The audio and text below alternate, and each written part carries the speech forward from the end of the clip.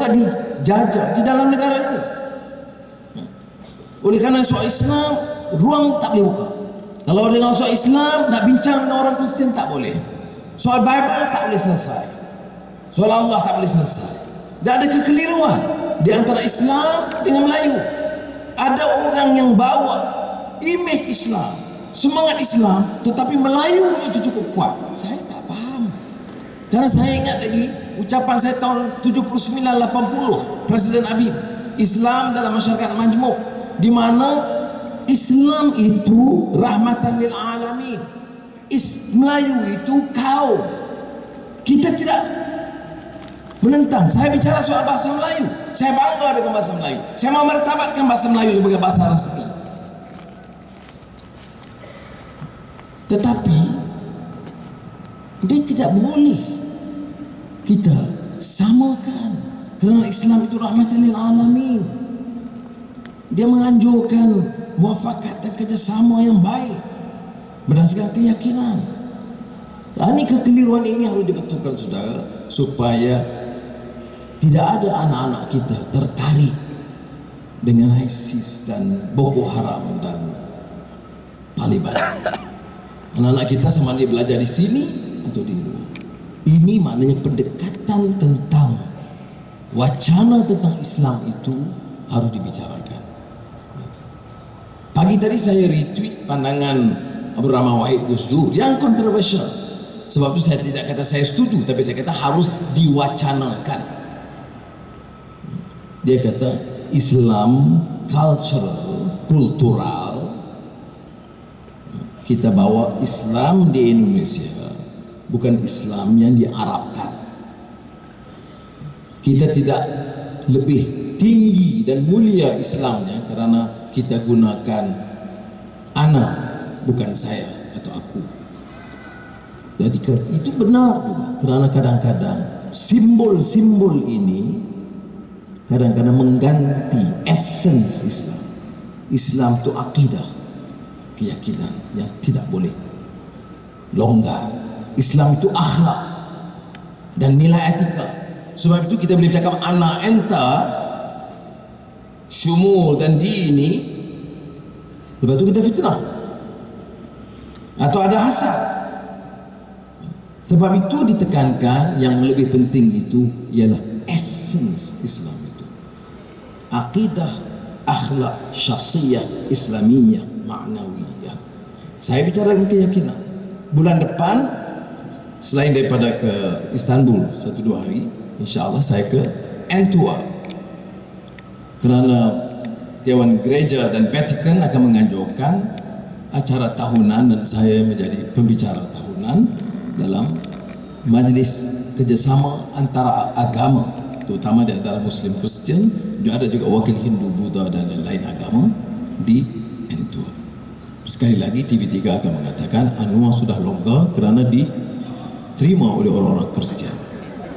Saya nak jawab, saya baru minggu lalu diundang oleh Syekh Qardawi untuk berbicara di Ittihad Ulama Alamiyah, iaitu persidangan ulama Islam sedunia. Saya bukan ulama, saya bukan mufti, tapi diminta bicara di majlis perasmian sebelum ucapan Syekh Qardawi.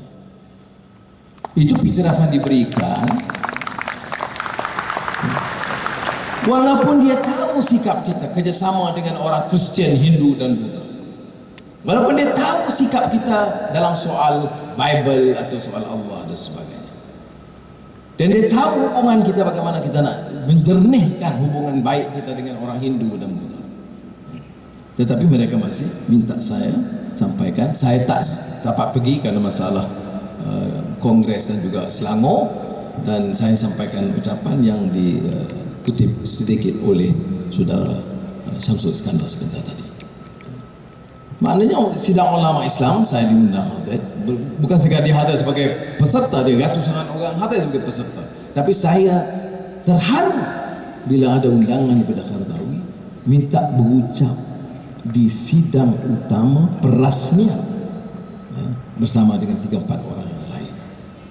Dan saya juga ucap tahniah selepas itu Tuan Guru Hadi Awang juga dilantik selepas itu sebagai salah seorang naib presiden Persatuan dan Majlis Ulama Islam sedunia. Nah, tentu tidak ada liputan TV3. Tetapi bila saya nak pergi sidang gereja di Antwerp, itu bakal diserang lagi. Ada kawan-kawan saya kata, tak payahlah nanti jadi bahan bagi TV3. Saya nak beritahu, saya tak peduli. Sebab tugas kita, kerangka besar kita, membawa mesej rahmatan lil alamin dengan keyakinan. Takut apa untuk berbicara dengan orang Kristen? Surah Edmund atau program saya bicara di gereja Kajang sebelum pilihan raya Kajang. Sambutan penuh di dewan gereja itu. Oleh kerana gereja tentunya di belakang ada simbol cross. Maka difokus di TV3, Anwar cross, Anwar cross. Saya kata, bangang kamu ini, aku bicara di gereja, cross lah di belakangnya. Tetapi ini maknanya hasadnya, fitnahnya begitu rupa. Padahal apa mesej saya di sana? Mesej saya dua. Pertama, Allah iktiraf berbagai kaum dan agama, lita'arafu. Kedua, mesej Islam yang dibawa oleh Muhammad SAW itu rahmatan lil alamin. Saya kupas di gereja 2 ayat Quran. Saya diserang oleh puak-puak pelampau Melayu ini sebagai anti agama. Padahal saya minta kalau dia boleh diundang dan ada orang nak dengar, dia kupas 2 potong ayat Quran di gereja untuk orang Kristian faham kita dan kita menghormati mereka. Tapi ini sudah berlaku. Apakah harus saya mengalah? No.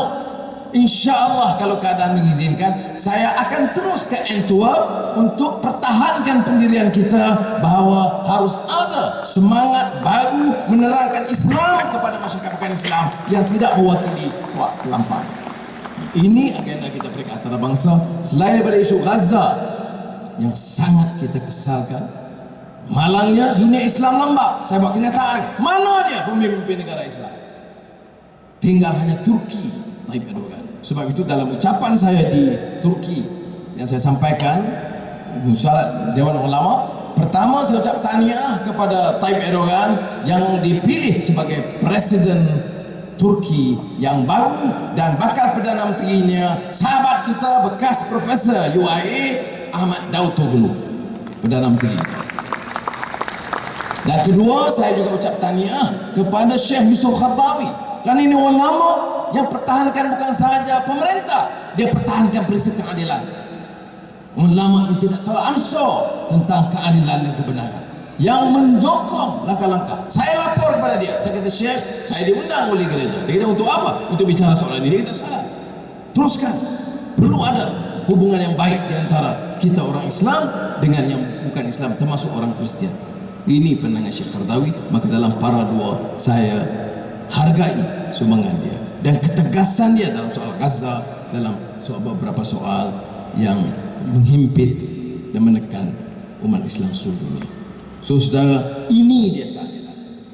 Saya dapat lakukan ini dan diberi penghormatan bukan kerana Anwar, tapi dia tahu saya mewakili semangat rakan-rakan dalam Parti Keadilan Rakyat. Dan kerana parti ini ada orang mengatakan problem, orang Melayu susah dukung sebab ada China, ada India.